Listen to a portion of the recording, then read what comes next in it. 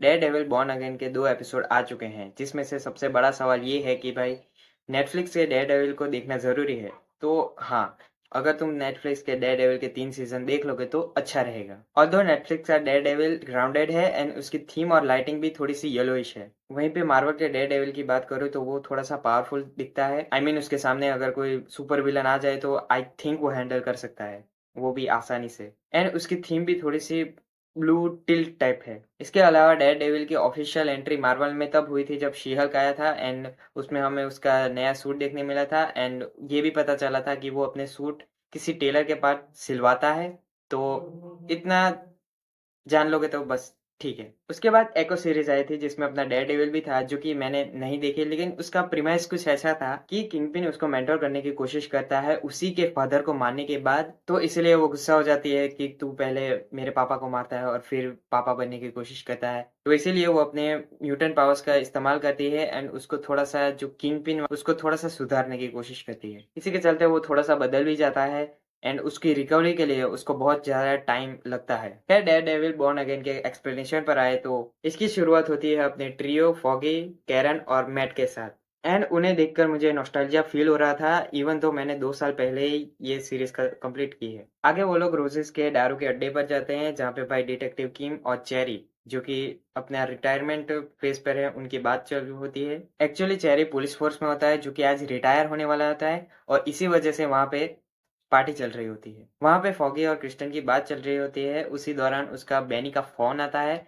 जो कि बैना हड़बड़ी में बोलता है कि भाई मेरे ऊपर हमला हो चुका है एंड ये सारी चीज़ें डेयरडेविल सुन रहा होता है। डेयरडेविल उसे बचाने जाता है जहाँ पे हमें उसका सीजीआई देखने को मिलता है, जो कि थोड़ा-सा ऑफ था, बट कोई नहीं। आगे जाके हमें पता चलता है कि वो एक ट्रैप था। बुल्सआई आता है। बुल्सआई एक ऐसा विलन है जो कि उसका निशाना कभी नहीं चूकता, मतलब वो मारता है तो भाई निशाने पे ही लगता है। पहले वो फोगी को मारता है और उसके बाद कैरन को मारने जाता ही है तब डेयरडेविल आके उसको रोक लेता है एंड हमें एक वन शॉट एक्शन सीक्वेंस देखने को मिलती है जहाँ पे वो फाइट तो कर ही रहा होता है, उसी के साथ साथ वो कैरन के जो वर्ड्स है वो ही सुन रहा होता है और प्लस वो फॉगी की धड़कनों की आवाज भी सुन रहा होता है। जब फॉगी की हार्ट बीट एकदम ही आना बंद हो जाती है तब भाई मैं थोड़ा सा ऐसे मायूस हो गया था यार, इतनी जल्दी मार दिया। लेकिन ये तो हमें पता ही था कि कोई मरने वाला है, स्टिल वो लगता है कि भाई मर गया। डेयरडेविल भी भाई बुल्सआई को ऐसे छत से पर से नीचे फेंक देता है कि भाई जा तू अब एंड उसके बाद अपना मास्क भी उतार के फेंक देता है कि बस अब हो गया। फिर आता है डेयरडेविल का इंट्रो, जो कि नेटफ्लिक्स का इंट्रो मुझे बहुत ज़्यादा पसंद था, तो मैं थोड़ा-सा एक्साइटेड भी था कि भाई मार्वल वाले इसको कैसा बनाते हैं एंड टू बी ऑनेस्ट अच्छा था। फिर हमें एक टाइम जंप देखने को मिलता है 1 साल का, जहाँ पे भाई अपना डेयरडेविल जो है, जो बड़ा आदमी बन चुका है एंड अब वो ऐसे बड़े अपार्टमेंट में रहता है। वहीं पे आगे हमें विल्सन फिस्क को एक खाना खाते हुए देखते हैं, जो कि बहुत ज़्यादा इम्पोर्टेंट तो नहीं है बट उसको ऐसा सूट पहनते हुए एंड मजा है। वेनेसा बिजनेस को संभाल रही होती है आफ्टर एको वाला जो भी कांड हुआ था। फिस्क मेयर बनने की बात करता है वेनेसा को एंड वेनेसा इस चीज से खुश तो नहीं होती, लेकिन फिर भी वो उसका साथ देती है।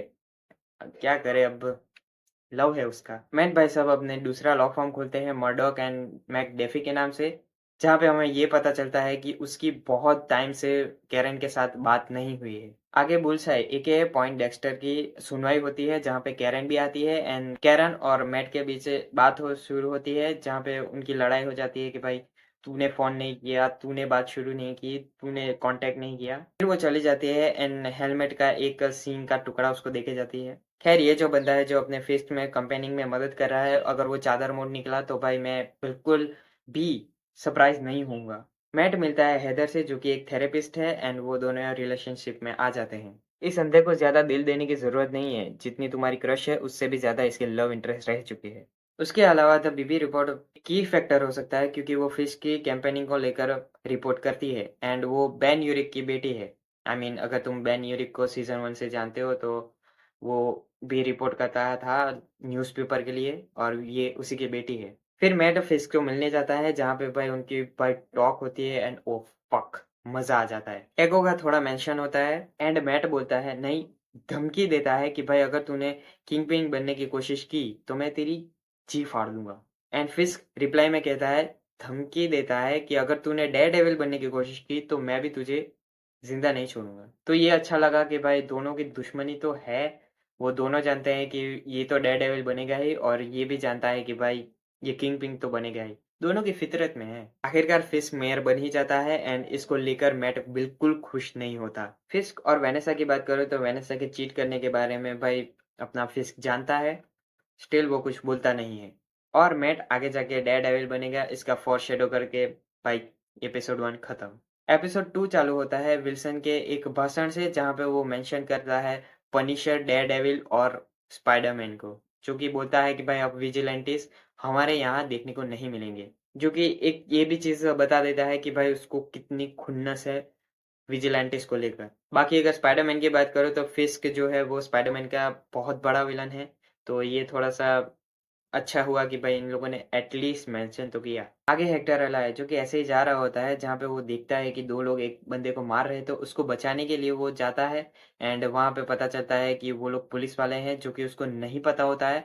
तो वो इनोसेंट तो है, ये लड़ाई के चक्कर में एक पुलिस वाला ट्रेन के नीचे आ जाता है, तो इसी वजह से पुलिस वाले उसको ऐसे गिरफ्त में ले लेते हैं कि भाई तू चल, अब तो तू गया। मैट जानता है कि विक्टर सच बोल रहा है, तो इसी वजह से वो लोग मदद तो करते हैं, लेकिन वो चेरी को भेजता है विक्टर की जानकारी हासिल करने के लिए एंड वो जिसको बचा रहा था उसकी भी इंफॉर्मेशन हासिल करने के लिए। आगे हेदर अपनी किताब पर साइन कर रहे होते हैं, वहाँ पे एक लड़का आता है जो कि प्रोबेबली म्यूज होगा, जो कि अगर तुम गूगल पे जाओगे तो वो म्यूज ही दिखा रहा है, तो या वो म्यूज होगा।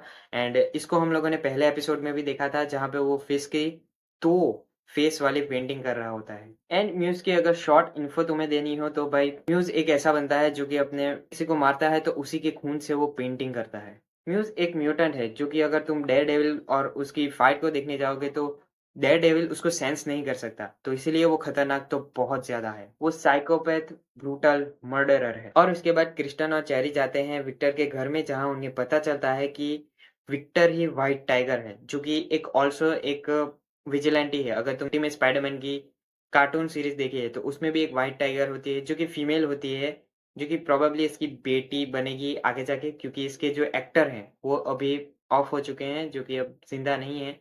तो अब हमें फीमेल व्हाइट टाइगर हमें देखने को मिलेगी। और इस सीरीज में अभी के लिए विक्टर व्हाइट टाइगर है। व्हाइट टाइगर की पावर्स उसके एम्यूलेट से आती है। फिस्क एक पुलिस कमिश्नर को रिजाइन होने से टाल देता है, उसको डरा करके कि भाई तेरे बेटी और उसको मार देगा, क्योंकि अगर वो चला जाता है तो वो शहर को संभाल नहीं पाएगा, क्योंकि अगर वो पुलिस कमिश्नर ही रिजाइन कर रहा है तो उसके साथ बहुत ज्यादा पुलिस वाले रिजाइन कर देंगे। लेकिन फिस्क अपनी प्रोफेशनल लाइफ के साथ साथ अपनी पर्सनल लाइफ को भी ठीक करना चाहता है, इसीलिए फिस्क और वेनेसा जाते हैं एक साइकेट्रिस्ट के पास, जो कि होती है अपने मैट मर्डो की करंट जीएफ हेदर। आगे डेयर डेविल निकी टोरेस को ढूंढने आया होता है, जो कि अपने व्हाइट टाइगर अपने विक्टर के केस को लेकर एक लौता गवाह होता है। लेकिन उसको ढूंढते हुए 2 पुलिस वाले भी उसके साथ आ जाते हैं, जिसमें से एक के हाथ में पनिशर का टैटू होता है। To be honest I don't think so कि भाई पनिशर को पता होगा इस बारे में। आगे उनकी लड़ाई होती है एंड मैट जो उनको मारता है। डाइन। रिव्यू की बात करूँ तो ये 2 एपिसोड बहुत ज्यादा अच्छे थे, बस इसके सीजीआई को लेकर मैं इतना खुश नहीं हूँ, लेकिन भाई काफी मस्त थे। इन्होंने नेटफ्लिक्स के डेयर डेविल की इज्जत भी बचा ली और जो मार्वल 5 करना होता है वो भी सही से कर दिया, संभाल लिया उन्होंने। आगे के एपिसोड देखने में बहुत ज्यादा मजा आएगा। अस्तु।